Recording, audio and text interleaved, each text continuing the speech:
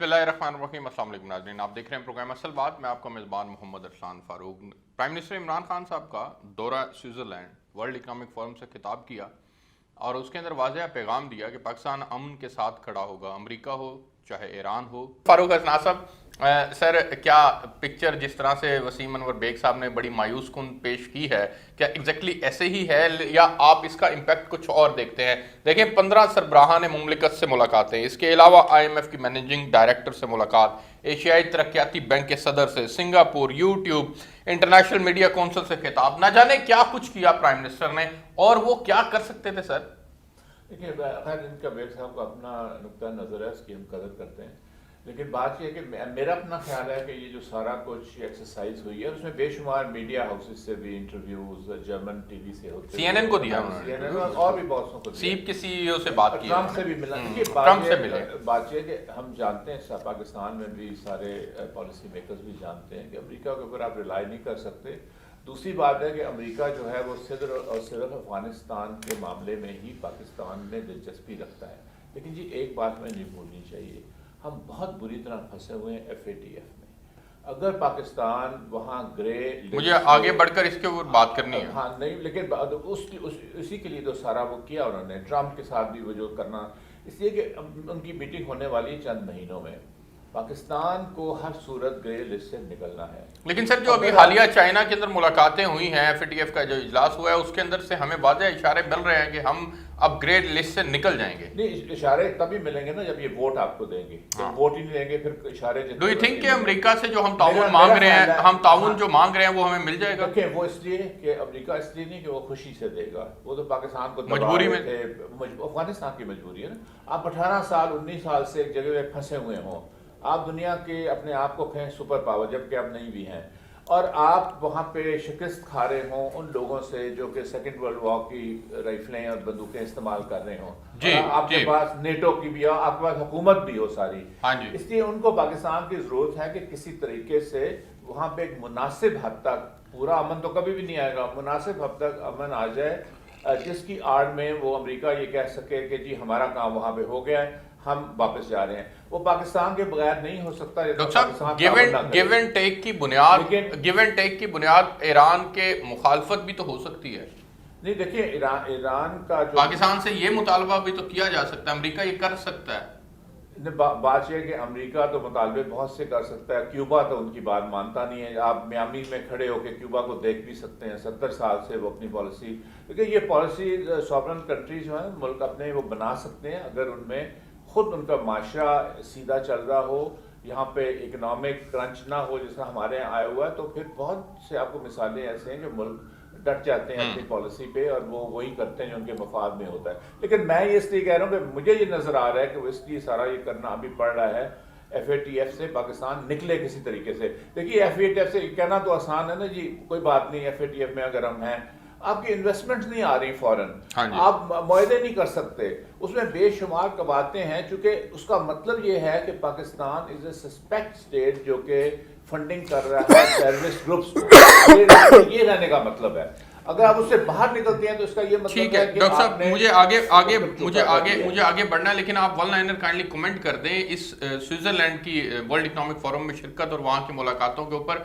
ये कितना पाकिस्तान की जो पॉलिसी इन्होंने वाज़ेह की है, अमन के लिए पॉलिसी वाज़ेह की है कि हम खित्ते में अमन चाहते हैं और अमन के दाई हैं, ये पाकिस्तान के लिए कितनी इफेक्टिव साबित होगी? देखिए, वैसे तो मैं एग्री करता हूँ बेग साहब के साथ, उसका कोई फायदा नहीं है, जो कि हमारे सर अमन का कोई फायदा नहीं है इस पॉलिसी का। नहीं, उस मीटिंग का मैं बात कर रहा हूँ। अच्छा। उसमें आपके वजीर खारजा भी जा सकते, वजीर खजाना को एक्चुअली जाना चाहिए, लेकिन आपको इसलिए जाना है। ये देखिए, वो भी थे साहब, देखिए ये क्यों कह रहे हैं बार बार, प्लीज रियलाइज करें, ये ईरान को तो नहीं कह रहे ना कि आप हमारी सरहद नहीं इस्तेमाल कर सकते सरजमीन, ईरान का कोई मतलब ही नहीं है करना। ये एक्चुअली अमेरिका को कह रहे होते हैं कि आपने पाकिस्तान की सरजमीन, अगर आपने कोई एक्शन लिया, एक तो आप तबाही मचाएंगे वहां पे, और आपको वो ईरान वाले हिट करेंगे वापस। आप ये ना समझें ये इराक है कि आप वहां जो मर्जी कर लें और आपको उसका जवाब नहीं मिलेगा। वो आपको हिट करेंगे अफगानिस्तान में, आपके ट्रुप्स हैं, वो आपको इराक में हिट करेंगे, वो आपको लबनान में करेंगे, वो आपको शाम में करेंगे, उनका इन्फ्लुएंस है। اور سب سے اور وہ آپ پھر افغانستان کو بھول جائیں، پھر افغانستان سے آپ باہر نہیں نکل سکتے ایران کے ساتھ اگر آپ نے کانفلکٹ لیا تو ایکچولی آپ امریکہ کو کہہ رہے ہوتے ہیں کہ ہم پہ پریشر مت ڈالنا، ہم سے توقع مت رکھنا، ہم نے آپ کو کوئی فیسیلیٹیٹ نہیں کرنا، اگر آپ نے ایران کے ساتھ تو آپ کریں نہ جنگ۔ میاں صاحب پرائم منسٹر آف پاکستان ہے ہمارے وہ، اور انہوں نے انٹرنیشنل فورم کے اوپر جواب دیا۔ میں ڈاکٹر فاروق حسنا صاحب کی اس کے اوپر رائے لینا چاہوں گا۔ ڈاکٹر صاحب ڈو یو تھنک کہ پرائم منسٹر عمران خان نے اچھا اور پازیٹیو جواب دے دیا ہے امریکہ کو سی پیک کی مخالفت کو لے کر کے؟ دیکھیے جیسا بیگ صاحب کی بات سے ہی میں اٹھاؤں گا ایک بات کو کہ امریکہ اب سپر پاور نہیں رہا۔ اب دیکھیے یہ ملٹی لیٹرل دنیا ہو چکی ہے، یہ اب یونی لیٹرل نہیں ہے۔ یونی لیٹرل بہت تھوڑے عرصے کے لیے ہوئی تھی جبکہ سوویت یونین کولیپس ہوا، وہاں سے لے کے اور عراق میں جب امریکنز کا 4,500 سپاہی مارے گئے تھے فوجی اور 25,000 زخمی ہوئے تھے، تو وہاں پہ پھر ایک میسج گیا تھا کہ سپر پاور اتنی بھی سپر نہیں ہوتی کہ وہ اپنی مرضی سے جو مرضی کر لیں۔